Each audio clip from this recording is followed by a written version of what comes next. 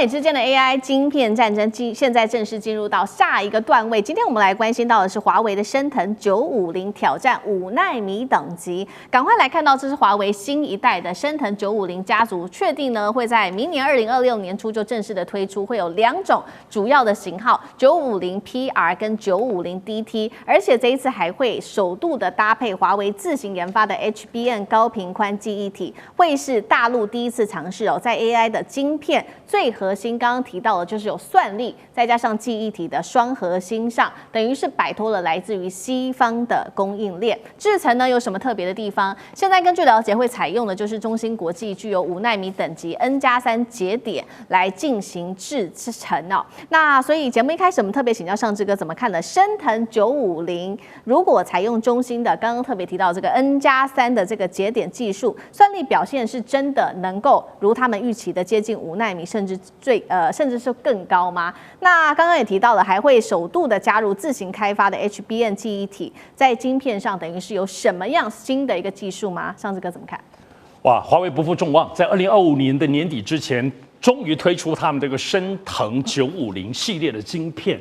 大家一定要了解哈，在中国大陆的晶片，所以华为现在一个是所谓半导体晶片，像手机里头那个叫半导体晶片，另外一个是 AI 晶片。所以我们现在在讨论这个升腾的华为是 AI 晶片，所以它直接打击的跟竞争的就是辉达为主的部分的市场。那这次其实全世界在关注的这个升腾950晶片，首先大家外国特别关注它究竟是 N+2 7奈米或 N+3 的技术，也就是如果这次真的能够做到 N+3，能够5奈米，而且可以稳定做那么多、做那么稳的话，那就表示这个中国大陆很恐怖哦，5奈米已经非常熟了，而且表示5奈米它能够推出成熟的商品，就表示后面其他的可能3奈米、2奈米都往下攻了，都正在攻了哈。所以这是国际很关注的。但实际上就市场上关注的是，它现在这个950PR 是比较基本款，也很厉害了啊。950DT 非常非常强哈，它是每秒钟可以到4TB 的运算。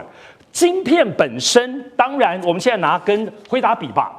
严格来说，跟辉达的 H200，还不要说他们的 H800最新的 H200，其实大概只有他们的运算功率的1半多一点点。看起来是不是落后辉达？不是哦，要注意，整个华为在开发升腾晶片，可不只做这个晶片，它开发全部的系统，因为它要避开这些所有可能专利被卡脖子的地方。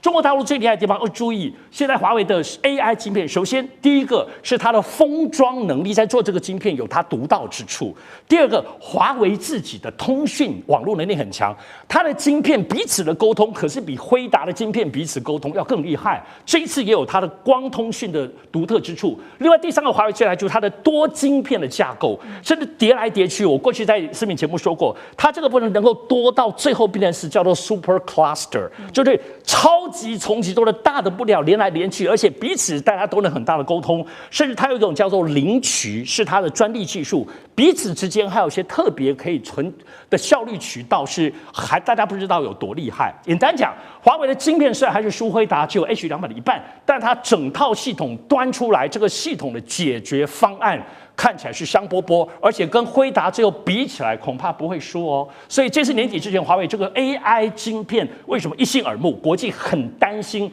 如果你5奈米都可以做到，哇，那未来如果再继续往下走的时候，华为的晶片会厉害到哪里去呢？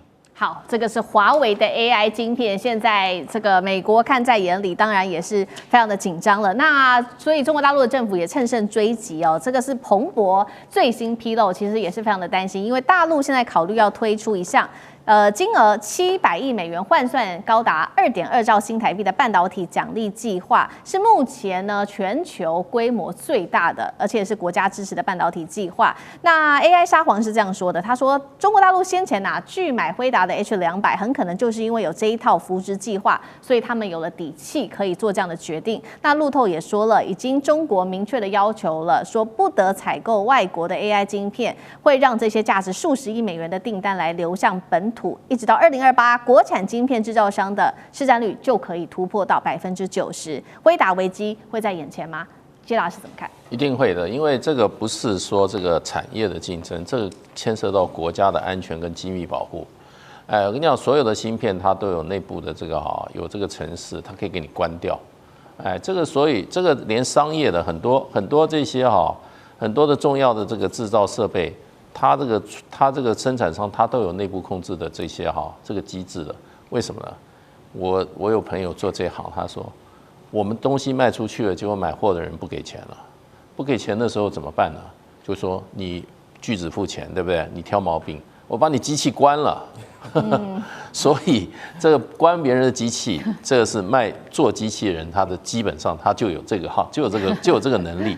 你如果中国大陆在芯片上都是依靠美国的话，那美国哪一天把你都关了？另外，它后门城市把你机密全部收了。所以，作为中国这么一个大国来讲，它一定芯片要自给自足的。它能不用你外国的，它绝对不用外国的。这就跟这个 GPS 一样，中国一定要搞北统系统的，不可能用你的这个导航设备的。所以，只要中国大陆能够生产出相关的设备的话，它一定不用美国的。所以NVIDIA 在中国大陆市场不会看好的，一定是慢慢被取代的。所以中国大陆在这方国家的补贴是越来越多，补助经费。那事实上的话，这整个这个 AI 的生态这个结构，黄仁勋讲了，第一个电力，对不对？这是很重要。第二个什么？芯片，还有它的这个生态系。第三个什么？基础设施。第四个就是 AI 的大模型。第五个是什么 ？AI 的应用。中国大陆只有芯片上面稍微差一点而已现在刚刚上次讲，差不多已经跟 H200差不多1/2的能效了那很简单嘛，你算力中心你一个，我用两个可不可以？我用3个可不可以？对不对？所以就变成就是说，这个部分中国大陆一定会克服的，绝对不会在芯片上再依赖美国的芯片。好，这个是一方面，是中国大陆它在加强这个国家的支持。那另外一方面，为了迎战大陆，美国呢也有一些推出了新的他们的制造方案。这是美国的几个学界，包括了史丹佛大学等等的学校，他们联手宣布的，成功制造出了这个号称是全球首个单片式3D 基体电路，号称能带来1000倍效能的提升。核心来带观众朋友看到几个点，他说呢，可以突破传统的2D 平面设计，把记忆体跟逻辑单元是直接堆叠在同一个晶圆上面，逐渐层建构。那么用的是低温制程，避免破坏这一些底层的电路，可以形成高密度的垂直互联，提升资料传输的距离。现在说这个是首款的3D 基体电路，但是其实被爆出说，大陆之前也有公开过类似的这种堆叠键合的高度相似度，到底谁比较领先？干哥怎么看？你刚刚讲的非常科技，也非常科幻的，对不对？像我跟你讲，大陆半导体产业的副理事长魏少军他就讲说，我们也能做，而且我们的做法你有听过，但是你绝对不相信，我们现在到大陆已经做到。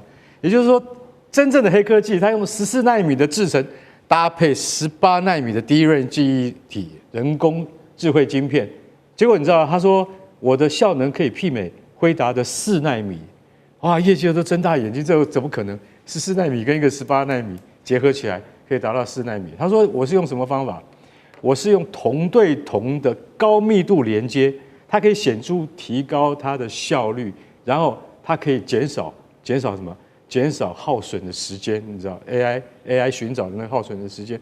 那业界就说这个大概是吹牛吧？他说你认为我是吹牛吗？好，我可以告诉你，其实大陆国家在这个明年它就会推出700亿美金的预算，也就是说700亿美金那大概是一个国家，我看是 GDP 了，已经不只是国防预算了。意思是什么？意思就是萨克斯所讲的，萨克斯讲的很简单。